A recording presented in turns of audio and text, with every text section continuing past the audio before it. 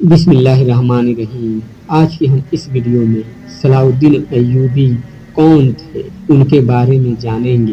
کیا آپ جانتے ہیں کہ عراق میں پیدا ہونے والے صلاح الدین ایوبی نے ہی بیت المقدس کو فتح کیا تھا؟ صلاح الدین ایوبی نے ہی دنیا کی سب سے آدھونک سلطنت کی بنیاد رکھی تھی۔ بنائی گئی ایوبی سلطنت نے 100 سالوں تک آدھونک دنیا پر راج کیا۔ اس سلطنت کی سرحدیں مصر سے لے کر سیریا، ترکی، یمن، حجاز اور افریقہ تک پھیلی ہوئی تھی۔ صلاح الدین ایوبی دنیا کا پہلا حکمران تھے جنہوں نے سب سے زیادہ اسپتالوں اور اسکولوں کو بنوایا۔ ان کے ذریعے بنائے گئے اسپتالوں میں دنیا کے سب سے بہترین ڈاکٹر کام کرتے تھے۔ آپ کو یہ جان کر شاید حیرانی ہوگا کہ دنیا کا پہلا شکشا بجٹ صلاح الدین ایوبی نے ہی پیش کیا تھا۔ انہوں نے چھاتروں کے رہنے کے لیے ہاسٹل اور کینٹین بنانے کی جس پرمپرا کی شروعات کی اسے آج پوری دنیا میں استعمال کیا جاتا ہے۔ صلاح الدین ایوبی نے کبھی جنتا کا پیسہ خود پر خرچ نہیں کیا، یہاں تک کہ انہوں نے اپنی زندگی میں کبھی ریشمی کپڑے نہیں پہنے۔ اتنی بڑی سلطنت کا مالک ہونے کے باوجود سلطان صلاح الدین ایوبی نے اپنی پوری زندگی ایک ڈانٹ میں گزار دی۔ سلطان صلاح الدین ایوبی کو اتہاس کا سب سے نیائک بادشاہ کہا جاتا ہے۔ ان کے دربار میں ہر انسان کو آنے کی اجازت تھی۔ صلاح الدین ایوبی نے ہفتے میں 2 بار جنتا دربار لگانے کی جس پرمپرا کی شروعات کی اسے آج بہت سے دیشوں میں استعمال کیا جاتا ہے۔ صلاح الدین ایوبی کی انصاف پسندیدہ کا یہ عالم تھا کہ یہودی اور عیسائی بھی اپنے فیصلوں کے لیے ان کے دربار میں آتے تھے۔ صلاح الدین ایوبی کے دور میں مصر دنیا کے سب سے امیر شہروں میں سے ایک تھا۔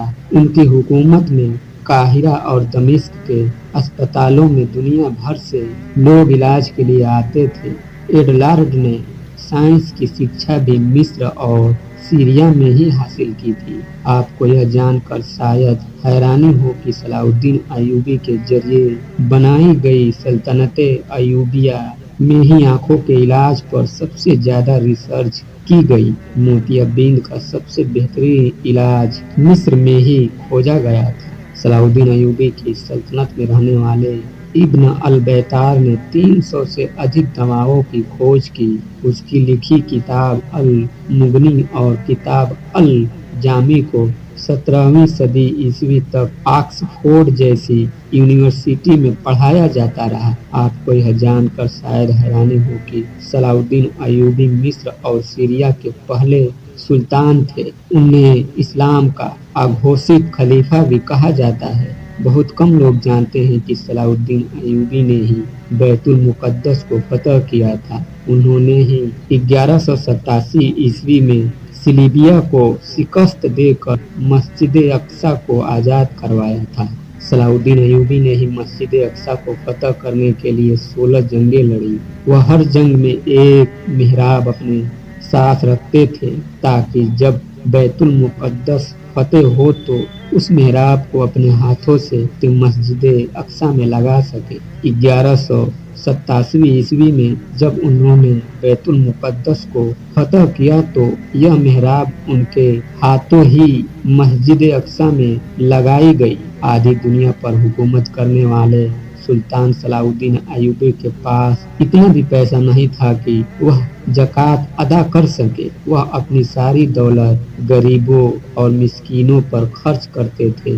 یہی وجہ ہے کہ صلاح الدین ایوبی کبھی حج نہیں کر سکے، کیونکہ اسلام میں اپنے خود کے پیسے سے ہی حج کیا جا سکتا ہے۔ صلاح الدین ایوبی نے دنیا کی سب سے خطرناک جنگیں لڑیں۔ انہوں نے دنیا کی سب سے بڑی صلیبیہ فوج کو شکست دی۔ اس فوج کی طاقت کا اندازہ اسی بات سے لگایا جا سکتا ہے کہ اس میں دنیا بھر کے 6 لاکھ عیسائی شامل ہوئے تھے، یہاں تک کہ یہودیوں کا ایک بڑا گروہ بھی صلیبیوں کی مدد کر رہا تھا۔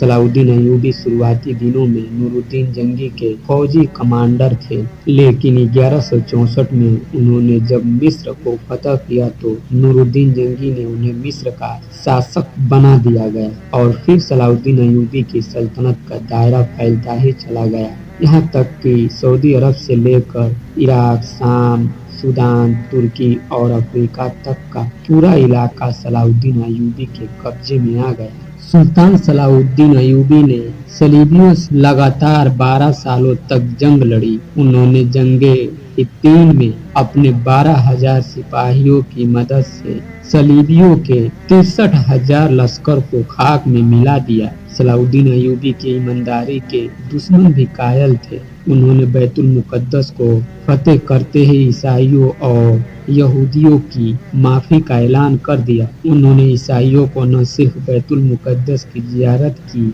इजाजत दी, बल्कि उनके लिए खाने पीने और रहने तक का इंतजाम किया। सलाउद्दीन अय्यूबी के इस इखलाक से यहूदी और ईसाई इतना प्रभावित हुए कि उन्होंने इस्लाम कबूल कर लिया। सलाउद्दीन अय्यूबी के होते हुए किसी में मुसलमानों की तरफ आंख उठाने की हिम्मत न थी। यरूशलेम बादशाह के भाई ने जब मुस्लिम हाजियों के काफिलों को लूटा तो सुल्तान सलाउद्दीन अय्यूबी ने सरेआम उसका कत्ल करवा दिया। सलाउद्दीन अय्यूबी के जरिए आजाद करवाए गए बैतुल मुकद्दस पर मुसलमानों ने 750 साल हुकूमत की, लेकिन 1948 में अमेरिका, ब्रिटेन और फ्रांस ने मिलकर फिलिस्तीन में एक यहूदी देश इजराइल की स्थापना कर दी और बैतुल मुकद्दस के आधे हिस्से पर यहूदियों ने कब्जा कर लिया। 1967 में होने वाली अरब और इजराइल जंग में